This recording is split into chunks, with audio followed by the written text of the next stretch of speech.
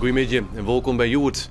Minister Spies van Binnenlandse Zaken zal aansprotsen worden op het broeken van het Friesk door medewerkers van de Noordelijke Meldkamer van de politie en helpdiensten in Drachten.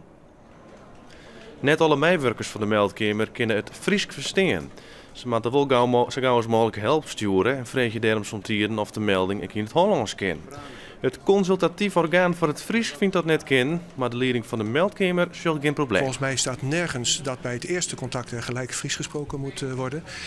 Wat volgens mij aan de hand is dat geregeld is en dat het ook zo moet worden dat mensen zich in het Fries kunnen verstaanbaar maken. Nou, ik zeg dat spreekt, eigenlijk is dat nooit een probleem hier. Bij de Meldkamer zelfs binnen neerklachten binnenkwamen over de taal. De leiding wil in les met het orgaan zien of ze er mij maar uitkomen kunnen. De politie Greenslaan had 4 mannen aangehouden die verdacht worden van grootschalige handel in cannabis. Op basis van onderzoek waren op 13 locaties in Noord-Nederland en in België invallen in wietkwekerijen. Een van de locaties wie in Burgum. De verdachten binnen Malje tussen de 20 en 60 jaar. 4 komen uit Greenslaan en 1 had geen vastwemplak. Naast de handel in cannabis werden de 4 verdacht van deelname aan een criminele organisatie. De politie sluit meer aanhoudings in deze zaak net uit. Basisscholen het Sluiske in Gwaingariep moet in alle gevallen nog 3 jaar open blijven. Dat vindt de Nijstichting BITS niet de minzet voor de toekomst van de scholen. De stichting is 2 weken oprichten terug ongereisde ouders en dwarpsbelang. Onderwijsorganisatie Primus wil het Lietse squaltje op 1 augustus van dit jaar sluiten. De inwoners van Gwaingariep lissen haar en der likvels net bij Del en hebben een advocaat in de eremnaam. De argumenten zijn dat de school niet dicht hoeft, omdat er gewoon bekostiging is vanuit het ministerie. Als de scholen dicht zou moeten, zou dat in 2014 zijn. Tot zo lang loopt de bekostiging. We zijn inmiddels gefuseerd. Leerlingenaantal zat in 2009 en 2010 op 23. Daar zijn we nu net wat ondergeschoten. Al met al geen reden om onze school te sluiten nu. De gemeente Riem moet nog een akkoordje aan over de begrutting van Primus en het besluit de squallen te sluiten. Pakt dit voor de squallen verkeerd uit, dan stapt BITS naar de rechter. Naast het Nijtielf-stadion moet er ook een trainingshal met een 400 meter baan komen. Daarvoor pleit het oud-retreatcoach Henk Gemser. De trainingsbaan moet volslaan beschikbaar komen voor top-retreaters en alle dagen niet op wijze. De bouw van een tweede 400 meter baan is wichtig om het topsportklimaat op het Jereveen in stand te houden, vindt Gemser. Sven Kramer had zijn contract bij TVM verlengd rond de Olympische Spelen van 2014.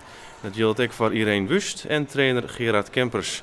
Sven Kramer komt na een weekend net in actie bij de World Cup wedstrijden op de Jalf. Hij mocht starten op de 1500 en de 10.000 meter, maar zocht er van af. Kramer wil een volslijnrochtje op de 4000 meter en de ploegachtervolging. Zo'n 150 Scotsziekers hebben gehoord met Harden Gwot bij het IJstijdenmuseum in Boeten-Postwest. Ze konden daar Gwot beoordelen door experts. Oude stenen, pilken, muntjes en speciale ringen. Meesten komen mij van alles omzetten. En het Gwot is heel oud. Dit is een vikingsleutel uit het jaar 900 van 1000 ongeveer. Die heb ik in Verwedder gevonden, vlakbij mijn woonplek in Holland. Op een aangeroepen terp, daar is hij aangekomen. Ik heb hem dus zuid de groen halen. Ik heb hem even onder de kraan aangespeeld. Ik had er verder niks aan doen. De echte originele patina-kleur zit er nog op. Er zijn maar heel weinig vikingvondsten gedaan in Nederland. In Wieringen bijvoorbeeld, eiland Wieringen. Er zijn een paar schatvondsten gevonden. Maar in Friesland, we weten wel dat er vikingen geweest zijn. Maar er zijn niet zoveel vondsten die echt aan de vikingen toe te schrijven zijn. En die sleutel is dus echt heel bijzonder. En dan de sport. Cambuur spelen juist de uitwedstrijd in FC Emmen. De Ljouwers die gaan voor 3 punten, want het is al even geleden dat Cambuur de volle winst pakte. Nou, in de eerste helft waarin Cambuur de beter weer, maar de kansen net wist te verzilveren. De tweede helft waarin Emmen hetzelfde die is het hier in de 70ste minuut een prachtig doelpunt van Bob Schepers. Invaller bij Cambuur zet hier Koenders aan de kant, dochter prima en helpt dan mooi cross uit bij de linker. 1-0 voor Cambuur. Net verzinnen in die fase van de strijd, maar wel mooi mijn naam. Maar Emmen kan waarom. Hier via de Groot. Vosselman nog op de lijn, maar die kan hem ook net pakken. En dan is het in de 84ste minuut 1-1. En dan viel hij wel een beetje aankomen dat het nog net helemaal klaar is voor Cambuur.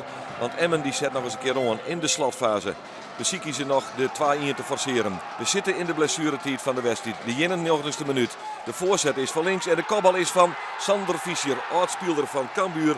En via de ene peel karrobaleert hij naar het zietnet van de orenkant. Daarmee bezegelt Sander Fischer, oud-Cambuurspeler, het lot van zijn oud-ploegenoten en dompelt hij de auto's in een diepe rouw.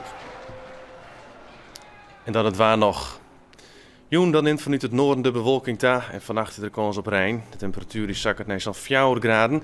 De wind die komt uit het westen tot noordwesten en wordt matig en vrij krachtig in het kustgebied. Morgen in de luchtballon regent het uit en trog en wordt het zo'n 8 graden. Ontzag voor deze joet, zoek voor meer nieuws op je website of om zijn zoeren naar een nijjoet. Graag ontletten.